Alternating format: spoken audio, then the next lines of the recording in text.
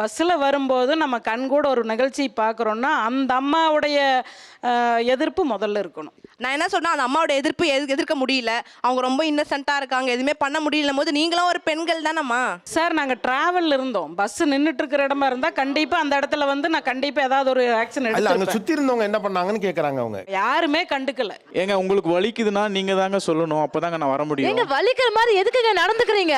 உங்களுக்கு கஷ்டம் சொன்னீங்கன்னா தான் நாங்க வருவோம். அந்த பொண்ணு என்ன ரிலேட்டிவ்னு தெரியாதுல நமக்கு.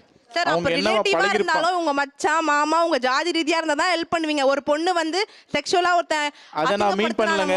அவங்க அக்செப்ட் பண்றப்போ நான் என்ன பண்ணணும்? அத இந்த பேச்சு ஆரம்பிச்ச 5வது நிமிஷத்துக்குள்ள ஒரு தீர்ப்பே இப்ப நீங்க எழுதிட்டீங்க. அந்த மலையில அந்த பையன் அவள்கிட்ட பிசிக்கலா ஏதோ பண்ணிட்டு இருந்ததுக்கு அந்த பொண்ணு ஒப்புதல் கொடுத்துட்டா.